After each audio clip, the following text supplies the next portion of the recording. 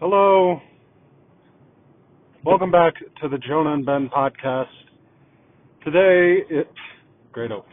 Today is a Jonah only, driving home from work at 11:22, a night and a half before Super Bowl Sunday, and the Knicks just got creamed, and I want to talk about it. I want to talk about the Knicks.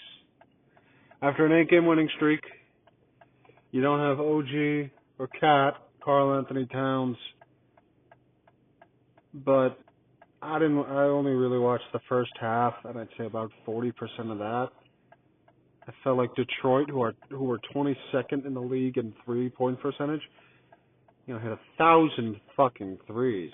And when they didn't hit it, they get an offensive rebound, kick out, bang, another three. And then there was a very frustrating sequence where I think the Knicks got 4 offensive rebounds, clanked 4 threes, and Mikal Bridges missed a contested layup.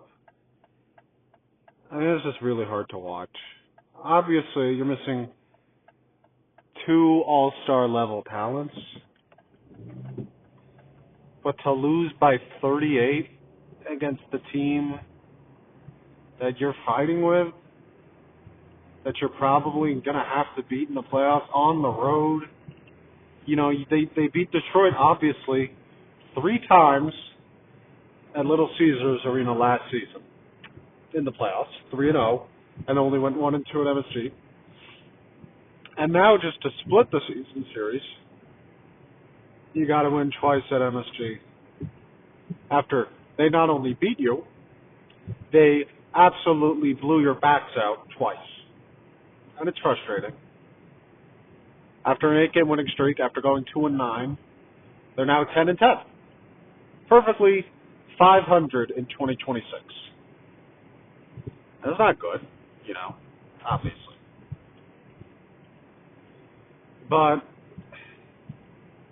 And it wasn't like the 8-game winning streak was only beating, garbage teams like Brooklyn and Washington. That was, of course, part of it. But you also beat the Lakers, the Sixers, the Raptors, blew out the Raptors, and the Blazers, who are about 500.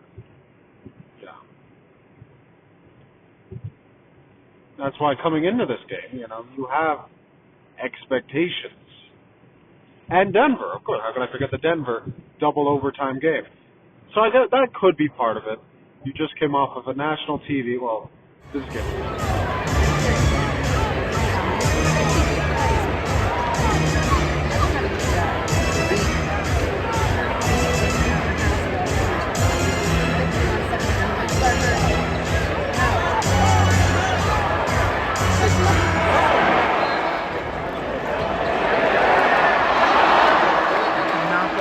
3 times, and then 1 close loss at MSG against the Celtics, and then they beat them in the playoffs. So you can't put as much stock into it as you did last year going up against Boston, because, the playoffs is a whole different animal. Teams will just wilter or fall apart. Even champions, like the Boston Celtics, unfortunately, did wilter last year. So when the Knicks, I don't know, we're frustrating, but it is still February 5th. We have the Super Bowl is in 2 days,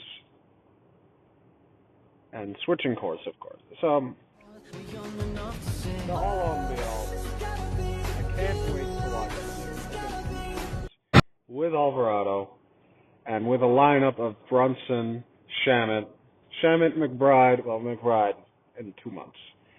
Brunson, Shamet, Hart, OG, Mikal Bridges, and Towns. With Alvarado, Robinson, again, Shamet and or Hart, maybe Kolek, Diawara, and at times Kevin McCullough whenever Mike Brown feels like it. His situation is strange. And Clarkson's situation is also strange. Started against Denver, but didn't really do much. Hasn't done much at all since, a couple of moments, of course, during the Cup title. Same with Kolek, who seems to thrive on the national spotlight in the big games, like against the Lakers on Christmas, the Cup title game, against the Spurs. So when most of America, well, not all of America, when we are on the big stage in our biggest games, I guess play Kolek 20 minutes, see what he does, right? At least 10. Speaking of big stage, we'll switch over. The Super Bowl is in 2 days. I'll release my official predictions on this account on Sunday. Probably Sunday afternoon, Sunday evening. It's not a horrible matchup. Again, it's not sexy. As soon as Bo Nix went down, this was likely the best possible viewing matchup for a neutral. You know, despite hating New England, and 99% of the country is going to hate watching New England, besides, of course, Boston, you know, New Englandites, Niners, Rams, even them. I'm a Rams fan. You probably root for Seattle, right? Even if they ended your season. New England beat you in the Super Bowl twice, you know, so in two different states. St. Louis and LA Rams lost to Tom Brady and the Pats. But now it's Drake May and the Pats. And of course, they got to play Stroud with 5 turnovers. Denver Stidham, and then even Stidham and Sean Payton having the worst game of his season. Right. That they had to scapegoat someone. And now Davis Webb is going to call plays once a giant was a giant. And then their win over Los Angeles was legit because, you know, I know they had the worst offensive line of any playoff team by far, but still, I don't know. Still got to beat them. Still got to win. So hold them to 3 points is impressive. I'm not counting holding Denver to 7 points impressive because of the blizzard, Sean Payton's stupidity. And it was Stidham. Well, it makes fun. We know they would. But regardless, they're in the Super Bowl. Seahawks also earned the win. We can't say they did. They did earn it. Just they didn't earn it as well as the Seahawks did, beating the Rams twice after losing to them early in the season in Seattle. Or no, it was in Los Angeles.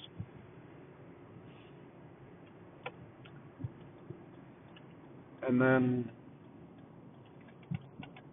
Sam Darnold from bust to backup to journeyman to career renaissance to Super Bowl appearance and possible Super Bowl victory, possible Super Bowl MVP. Coming in when the Seahawks game was over, I thought they would win 30-20. They'd win by about 10-13. As we've gotten closer, I'm starting to lean. Seahawks still win, but maybe about 5 to 7 points. I think it's going to be about a touchdown difference.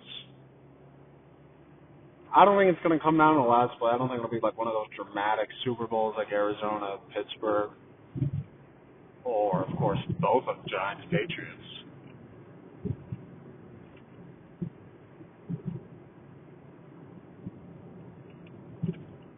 But, again, this is just a Jonah vent about the Knicks and the Super Bowl that's coming up.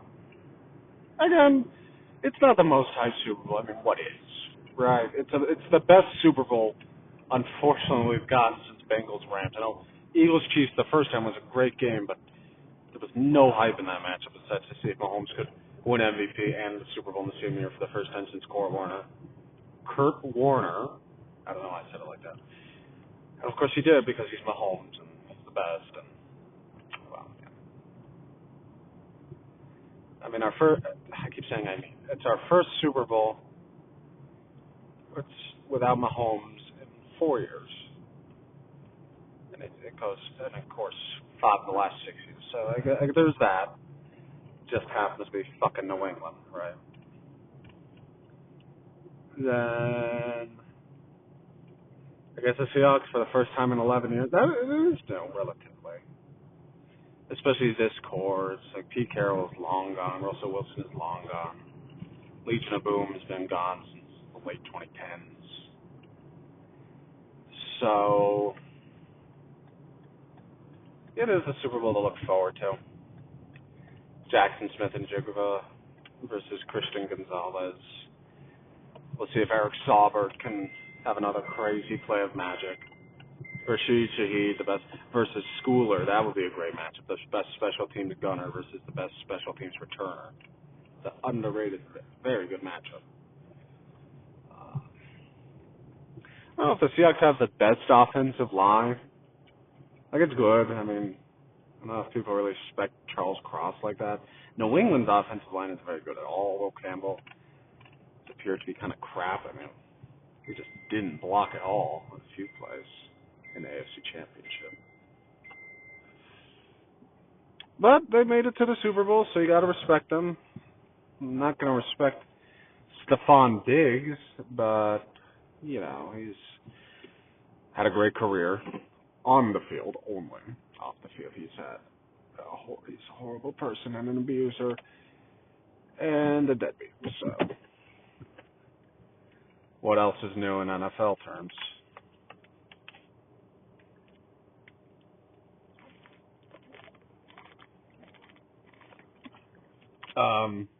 Definitely rooting for Kenneth Walker, our former Giants, and Leonard Williams and Julian Love. I don't care for Drew Lock. I would root for DeVito if he's on Seattle, but he's on New England, so I mean he still made a Super Bowl, right? So a Giants appearance for the Italian Mafia. And I don't really have much else to say. I mean, it's not Steven Hauschka versus Gostkowski, so it's like it's Jason Myers, who's been there forever, former Jet, versus Barageles, right?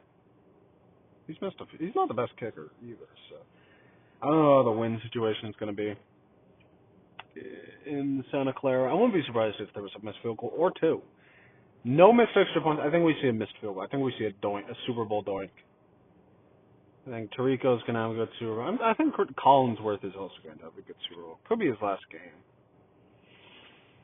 Do I want it to be his last game? No, because I don't know who they'd replace him. I think they'd probably replace him with Jason Garrett, which would be terrible. So ideally, maybe it's not his last game, so that by the time he does retire, they have a better replacement in mind. Tomlin, we'll see where he goes. I mean, this is going to be the last NFL talk podcast probably till March, right? MLS season starts soon, so you're going to start getting more regular podcasts with me and Ben. RBNY, Knicks, Super Bowl.